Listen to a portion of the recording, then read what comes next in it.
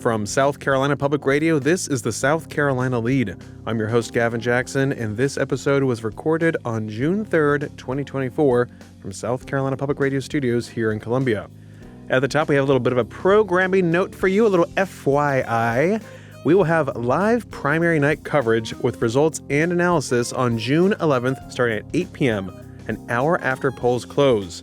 You'll be able to watch us on SCE TV channels statewide, and we'll also be simulcast online on YouTube, Facebook, and South Carolina Public Radio statewide. We'll bring you a full lead episode recapping all the primary action on Wednesday, June 12th. So again, we won't have a pod on June 11th because that's primary day. We'll have all the stuff for you on the next day's podcast. Now, enough about next week. Let's talk about this week and this episode. We're looking at what's going on at the State House to the campaign trail this week. Senator Tim Scott was on Fox News Sunday talking about former President Donald Trump's guilty convictions. We look at the special session happening this Wednesday with friend of the pod, Mayon Schechter, with South Carolina Public Radio. And as we continue our look at hurricane season, we dive into the latest research on climate change with two University of South Carolina professors. Now, while the climate continues to change, one thing that has remained the same is our voicemail box. Yes, 803-563-7169. In fact, we have the same greeting on that voicemail box from 2020. 2020. It's completely outdated. Tiger King references.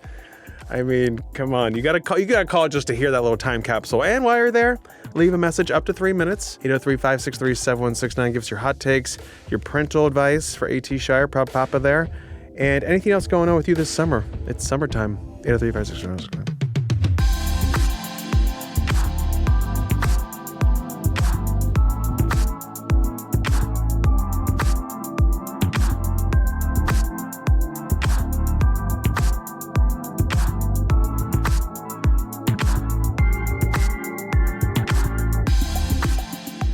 Let's look at what's on tap this week, starting with the State House. What? I thought we were post-sine die. Well, we are, but that means there are some things that they're still taking up, like we said, what's going to happen in June.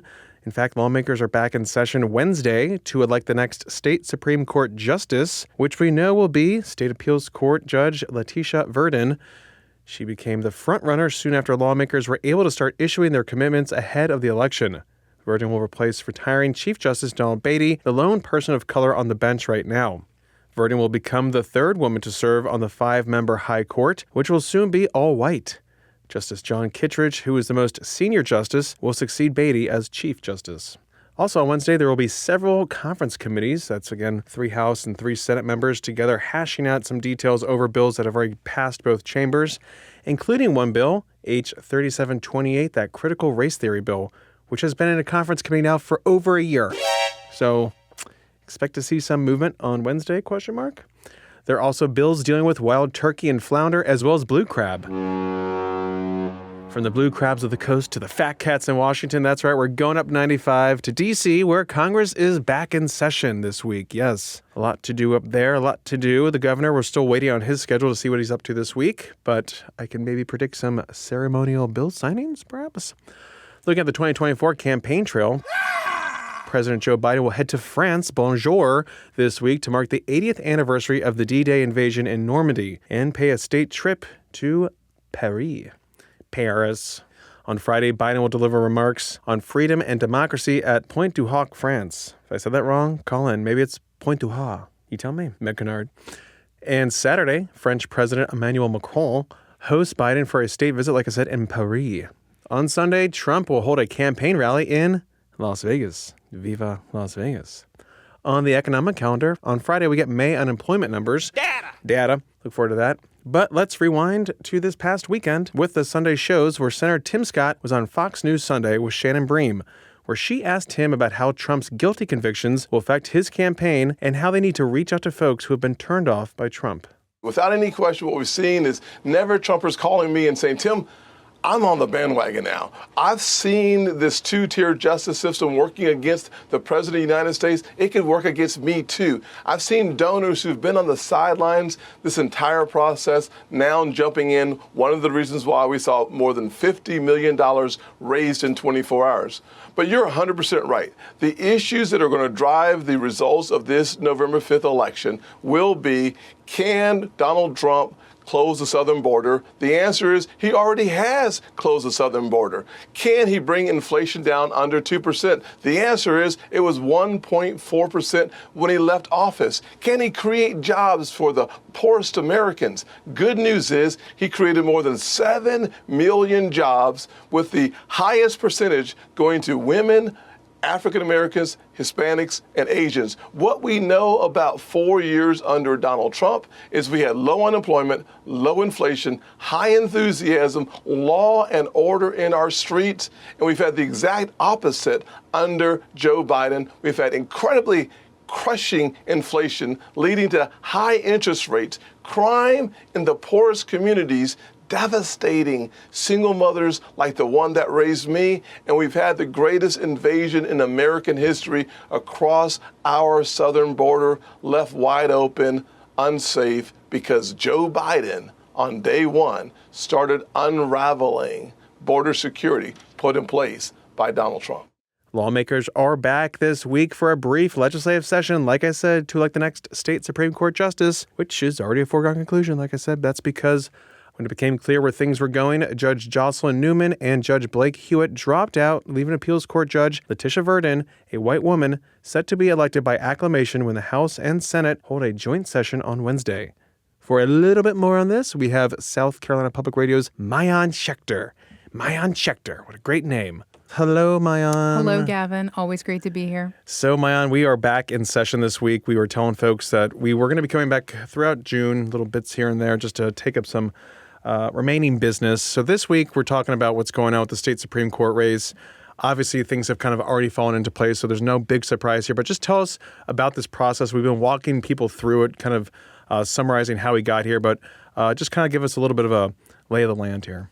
So we expect the legislature to do really a whole lot of nothing on Wednesday, with the exception of this little thing called the state Supreme Court. Have you heard of it? Ever heard of it? So the vacancy is opened up for a couple of reasons. One, you have to go back to Chief Justice Donald Beatty is retiring this year because of the state's 72 years old mandatory retirement age for judges. Lawmakers have already elected his successor, and that is Justice John Kittredge. So that opens up a vacancy. The Judicial Merit Selection Commission, JMSC, holds hearings.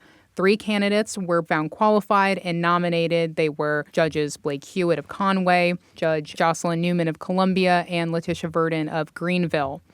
And it takes a while for the window to open, which is when those candidates can solicit support from lawmakers, or when lawmakers can actually give their support. But that's really sort of the tell in this whole thing, right? You have 170 lawmakers. You need the majority of that 170. So if you don't have it, you're probably going to back out, because it's less embarrassing than perhaps showing up day of and losing in front of everybody, especially if at some point you want another promotion on the bench. So Judge Jocelyn Newman, who was the only black candidate, also a black woman, she dropped out first. She did not have enough legislative support. Soon after, Blake Hewitt dropped out, and now, obviously, Letitia Verdin is the sole candidate. So, as you've probably mentioned, and as you all know, that means that South Carolina will no longer have an all-male bench. We will have a woman on the bench. We won't be the only Supreme Court in the country with an all-male bench. But it does mean that we will have an all-white bench, which more than a dozen states don't have a black justice on the court. And I think it's more than 20 states that don't even have someone of color on the bench. So South Carolina will no longer be alone in some respects, but it is striking, especially in a state that has more than 26% of its population is African American. Yeah, that's an interesting point, because we did see a lot of backlash when we did see Gary Hill get on the court, replacing former Justice Kay Hearn, who was the last female justice on the court. She was the second female justice on the court, following Judge Jean Toll, who was also Chief Justice during her time on the court as well. So we are kind of pivoting back. There was a lot of blowback to that. Can we infer anything from this commitment to Judge Verdin as being a response to that, or do we think that there's some more to her background? Obviously, during the JMSC hearings, they don't ask you, how do you feel about abortion? How do you feel about, states' rights or certain things? it's more just to qualify them for the position to make sure that they check all the boxes. So do we know if there's maybe a little bit more of a political leaning here, or is it more just they think she's qualified and she's also a woman? Right. Well, I mean, I think there's several factors. I mean, I think, first of all, when you looked at the three candidates who came out, Newman, Hewitt, and Verdon, it was pretty obvious, I think, to anyone who has watched the legislature over the last year that Verdon was going to be the likeliest person to be elected. One, because Blake Hewitt perhaps doesn't have as much experience. I mean, they both sit on the Court of Appeals, but he doesn't have as much experience as she does. But also Newman, the challenge with Newman was, and during her hearing and Verdon's hearing went, I would say, incredibly smooth. I mean, there wasn't any controversial or issues that were raised. Newman, on the other hand, faced questions about Richland County's caseload.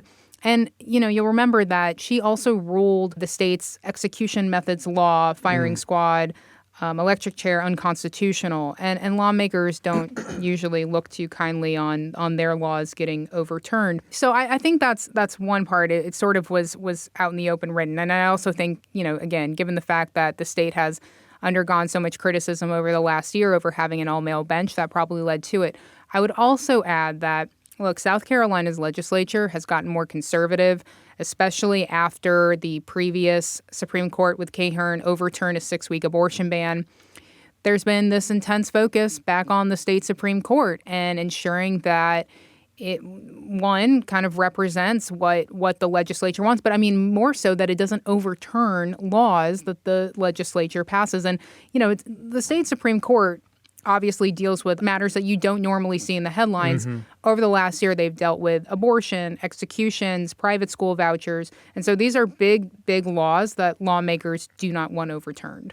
And then, Mayan, just kind of wrapping up here, because we have been talking a lot about judicial reform because of a lot of that was spurred by the 6-week ban that was overturned, which has now been, of course, upheld ever since they passed a new version of that last August. When it comes to judicial reform, how does that play into what could have happened here? Obviously, it didn't get passed this year, but there was some work to get changes to the Judicial Merit Selection Committee process. How would that have affected this process if it was upheld? Well, first of all, that bill is right. So first, that bill is still in conference committee, and I don't think we've seen any kind of scheduling on it yet. So the two sides, 3 in the House, 3 in the Senate, are still hashing out differences over it. Well, what we would have seen is, I think the biggest thing is the 3-candidate cap. So right now, only 3 candidates can be nominated out of the JMSC for full consideration by the General Assembly. And there were 6 candidates who ran. And so depending on whatever the legislature decides that cap looks like, which is included in both bills, I think it goes beyond the 3-candidate cap. We could have had more candidates hit the floor for consideration. Now, that doesn't necessarily mean, say it was 6, all 6 candidates would have made it onto the floor. I think some would probably have dropped out before, but nevertheless, most of them could have been forwarded out to the floor. Also, the JMSC bills give the governor some nominees to the JMSC because right now there's been so much criticism about the fact that the legislature just really controls that 10-member panel. So we would have seen more gubernatorial appointments to it. Now, hard to say, though, whether that would have changed the dynamic at all. I think the 3-candidate cap is probably going to be the biggest factor in maybe what this race wound up shaping like. But again, hard to know. And I guess just depending, too, because the Senate wanted the House to be able to, they wanted each chamber to be able to have a majority of each chamber be the deciding factor, too, when it came down to, the Senate did. So, because if you get 124 folks in the House, that is like an outsized value. They can have the sway in these races versus the 46 senators who are just like, oh, I guess our votes don't matter. So they were trying to equalize that a little bit more too. Right. The Senate wants more say in who becomes a judge.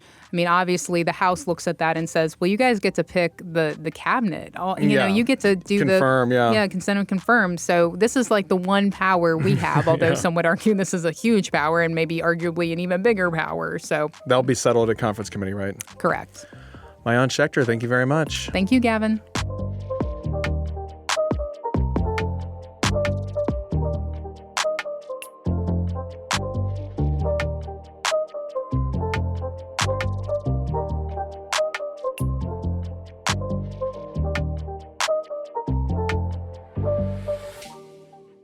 You know it, I know it. Hurricane season is officially here. Yes, let's all just hope for the best this year, but plan for the worst, as we always do. Now, in our previous episode, you heard from South Carolina Emergency Management Division Director Kim Stenson about state preparations for what NOAA is predicting to be an above-average hurricane season. Our changing climate affects everything in our lives and also the power of storms. Complete with rising sea levels that facilitate greater storm surge, coupled with inland flooding in low-lying areas that have been overdeveloped, equals just some of the current threats that the season poses. Welcome to life in 2024, especially y'all down the low country. Now, to look more into climate change, I spoke with two University of South Carolina professors, Dr. Kirsten Dow and Dr. Greg Carboni. I opened by asking Dr. Carboni about the hurricane forecast and climate change. Both the international and the domestic reports on climate change are quite clear that we have seen a signal, particularly in the post-World War II period, for increasing temperatures across the world and across the country. And those increases last year were extraordinary in the sense that we had an El Nino year. At the same time, we have these increasing trends of temperature change. So the records every month nearly last year were extraordinary. And so we're definitely seeing some very clear signs of temperature rise and other kinds of expressions of climate change.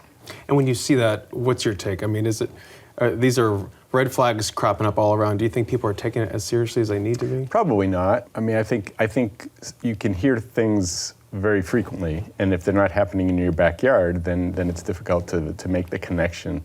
Global temperature changes of 0.5 degree Celsius or a degree Fahrenheit are extraordinary kinds of rises in terms of an average global temperature. That's a lot of energy, right?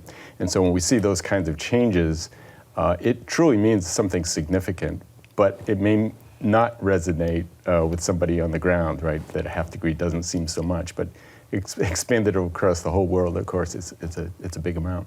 And then we hear people talking about, oh, it's hotter, it must be climate change, or it's a colder winter, or it's raining more. Dr. Dow, what do you take away from that when it comes to the urgency of this situation and what we're seeing maybe in South Carolina when it comes to higher temperatures and forecasted higher temperatures here? When people say it was warmer, it was colder, I say, tell me about the clothes in your closet. Do you have winter clothes? Do you have summer clothes? You got some in front, you got some packed away, but things change, right?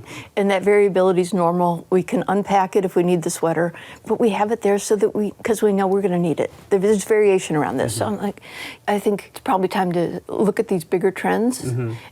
And as you were talking, I was thinking, one of the real challenges seems to me in taking it seriously is what we're finding is a lot of people are thinking about it and they're talking about making plans, and what they're seeing is that there's not a lot of implementation yet. Mm.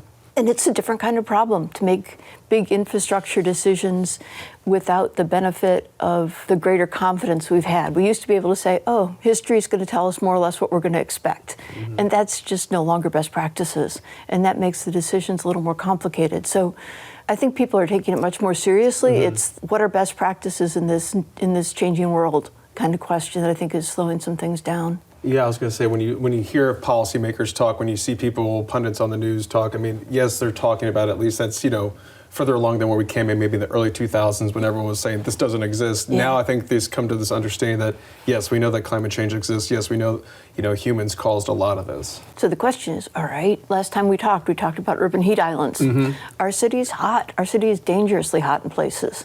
And one of the clearest things about climate change, other than sea level rise, is that we're expecting warmer temperatures. And so we've got to start thinking about a different kind of future and planning for it, making smart investments. I'm looking at let's plant, if we're going to plant trees, the city's already doing this. They're planting trees that are going to last under hotter temperatures. Mm-hmm. And we're going to start making decisions that have that planning horizon we usually haven't had to work on. Mm-hmm. But I'm excited to see the experiment starting and people asking new questions. Better integration and understanding is what you need to do, because it's not getting any cooler, right? No. And we're always looking, in this question about variability and change is really interesting, because we're always, as climate scientists, always interested in understanding the trends that are going on, the signal from the noise. And the noise is the interannual year-to-year variability, which we will always see.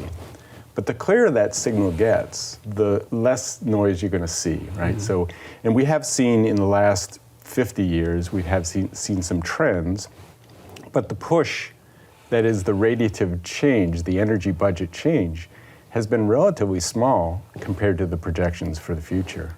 And so the signal-to-noise ratio, as we call it, is going to get much clearer in the upcoming decades. So if we haven't seen anything really strong yet, it's because the push hasn't been that strong, actually. So, Dr. Carboni, I want to just ask you a bit more about hurricane season. That's kind of the reason we're here today. What are we seeing right now when we look at sea level temperatures, sea level rise, the threat of greater storm surge, stronger storms? What do you take away from when we see that forecast, what that means, and then just how people should be preparing for this? And are we going to see bigger storms, better storms? Well, what we do know is the Atlantic is warm. It's anomalously warm. So it's, this unusual warmth that we've seen for the last several years at least, in really decade, has contributed to a number of things. More active hurricane seasons and heavier precipitation in some cases. Many of the big heavy precipitation events that we've seen in South Carolina were accompanied by above average sea surface temperatures, greater rates of evaporation, greater moisture availability. And when you have hurricanes in the mix of all that, you've got something that's going to be able to lift that moisture and produce cumulonimbus clouds and heavy precipitation. If the hurricanes stall, as we saw with Florence, for example, then you get heavy precipitation for prolonged periods of time. And that's really what's led to some of the flooding events that we've had in the state. So it's a serious thing. I think the hurricane forecast, what makes it interesting this year is not, in addition to those warm sea surface temperatures, which we've had for the last decade, we now are entering into a La Nina season. And during La Ninas, the jet stream, the subtropical jet stream is a little weaker, which means it will do a little less shearing of the tops of those storms, which I think is going to lead to an above average forecast. And that's what kind of saved us last go around. Last hurricane season too was a lot of that wind shear helped redirect a lot of those storms away from the coast. During El Nino years, that's exactly the case as it was last year. So this year's going to be very interesting. So Dr. Dow, what's your takeaway when we talk about the hurricane season here and what people need to know about it? And when we look at the effects of it, you're talking about Hurricane Florence in 2018, I believe that was, where we saw just dumping all that rain in the Carolinas, water coming down from North Carolina, really threatening our infrastructure, road infrastructure, and almost cut off the coast when it came to Horry County. What do you think people need to understand when it comes to the effects of these big storms, whether they're inland or on the coast? So I think we need to understand that this adaptation to climate change is going to be an ongoing problem, and that it's time to start making investments in things that are going to be more resilient to this. You can't build back as it was, you need to build back better. And we've got a state resilience office, and we're moving in the direction of doing a bunch of things on that. But you kind of want to thread the needle. I don't want this to be scary, but it's super serious. It's like if your doctor said, hey, I need you to go to the specialist and look after this. We're at that point. It's time to be getting to the specialist and getting serious. It's no longer like, I'll do that next week. When you were just briefly talking about heat a moment ago, extreme heat is becoming one of the biggest threats that we're facing. We're talking about global warming. Heat is a big issue there. 2023 was the hottest year on record globally, according to NOAA and NASA. And then adding to this long-term trend, that's the last 10 years have been the 10 hottest on record, and this so far, April was also the 11th month in a row of record warmth for the world. So we need to see the specialist here, like you're saying, but no one seems to be trying to do much. Obviously, there are global efforts to do that, but this is a problem that we can't air condition our way out of either. Right. One can say with our energy use, we could sort of air condition our way into it. And that's not the way through. It's not the only factor by a long shot. But no, I think that raises a really good point. There are solutions out there that make a lot of sense. We don't have to air condition our way. We can energy efficiency our way out of it. We can think about if you're renting a little bit of caulk, if you've got a home, have you looked at your ductwork? A lot of people want to put solar panels on and say, I'm green, but really you can leak out a lot of really high value energy into that crawl space where it does absolutely no good for anything but snakes and spiders. And if you're an animal lover, maybe that's what you want to do. But I know most of us care more about our budget. Thanks to our guests. And if you guys want to watch that entire interview and more shows and great content, go take your web browser over to youtube.com/South Carolina ETV. There's a lot of great content. It's just a slash, not Guns N' Roses. It's on your keyboard. YouTube.com/ETV, South Carolina ETV.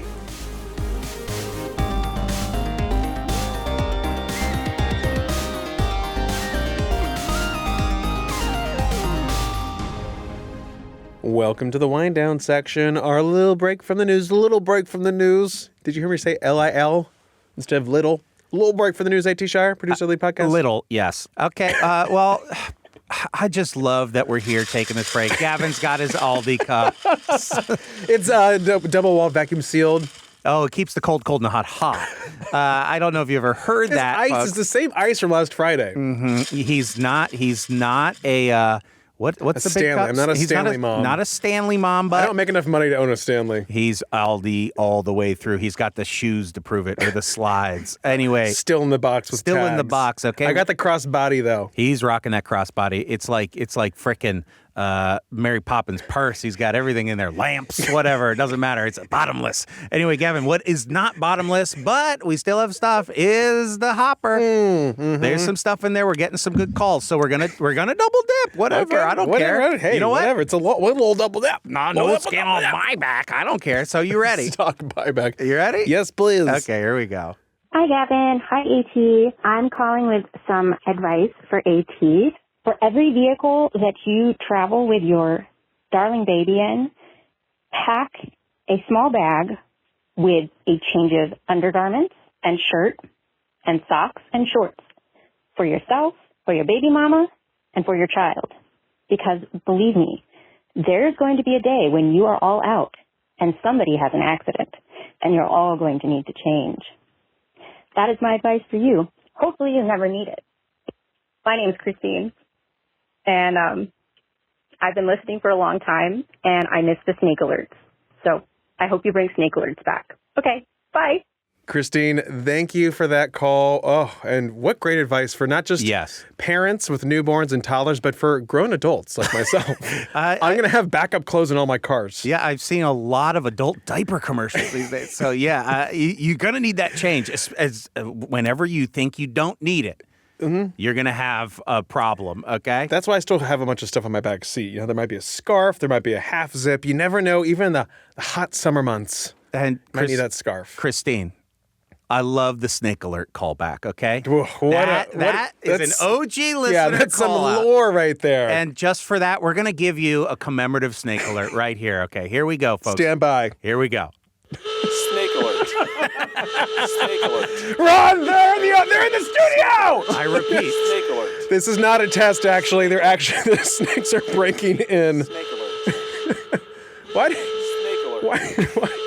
Snake alert. I don't know.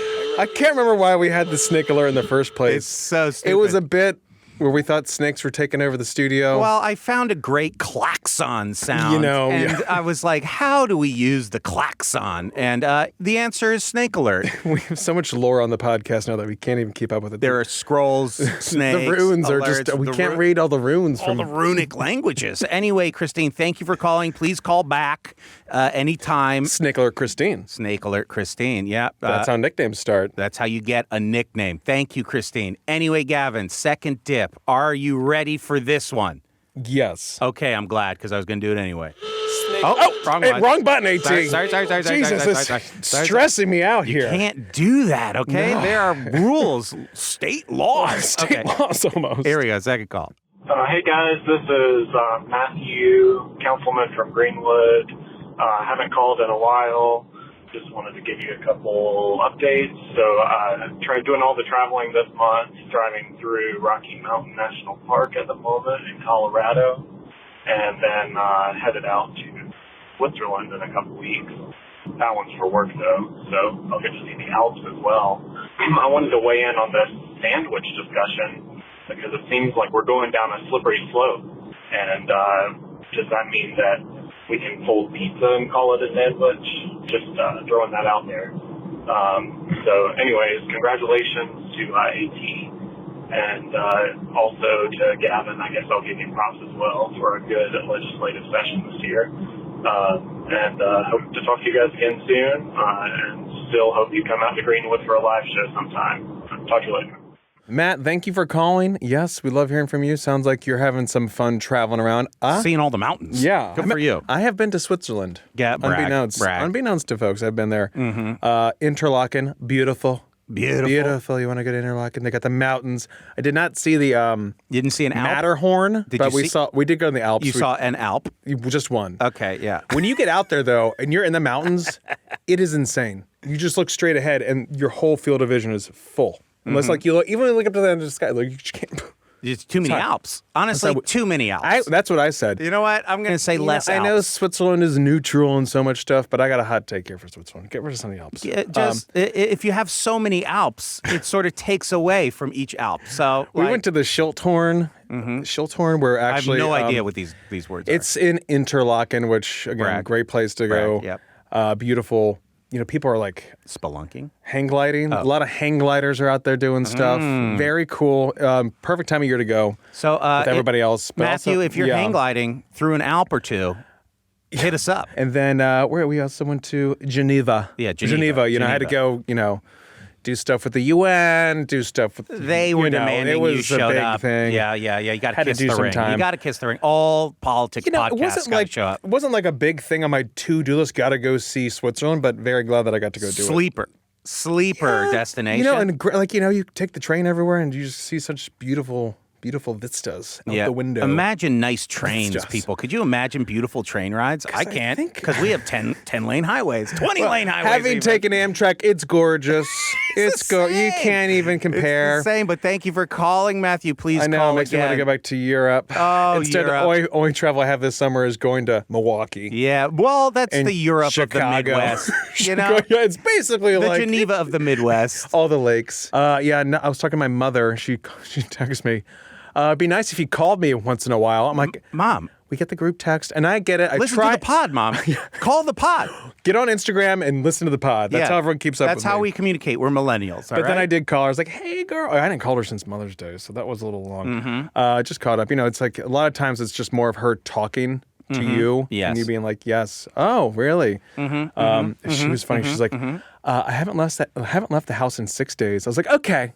Mom, I see now why you want me to call you. Yeah, you gotta listen to the pod, Mom. She's always doing stuff. But yeah, planning to go back up there to the D.C. area at the end of July when my brother Colin, who's out in Texas, should be coming back. And I said, yeah, Colin's going to fly into Charleston. We're going to hang out with Dad. Then we're going to road trip up in 95. It's going to be funny. Sounds terrible. Listening to a bunch of random music. Colin has like eclectic musical tastes. So, which is, you know, my twin. Bad. You know, I got to spend time with my twin. You do, yes. I spent 9 months with the guy. And then she says, actually, Colin only has a week. I don't know how long you guys are going to be in Charleston for. I'm going to pay y'all just to fly up. I'm like, but I want to do a road trip. She's like, that's my time. Oh my God, Terry. You've been in the house too long, Terry. I know, and she's, you know, she's not a shut-in, don't get me wrong, but she, you know, the kids, Nick's kids were gone. Light shutting in. Light shutting in. Good to talk to her. Call your parents. Get time, call your parents. They want to hear from you. Or call the lead. We're like your parents. Wait, we're proud of you.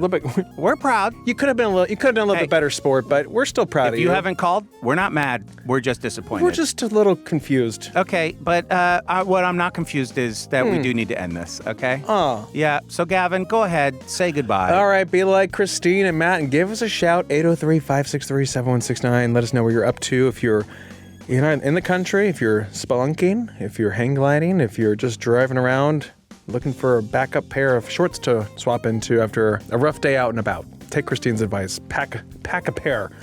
Also, you can leave us a review on Apple Podcasts. We'd love that too. And you can stay up to date with the latest news on sctv.org and southcarolinapublicradio.org. And don't forget to support your local newspapers.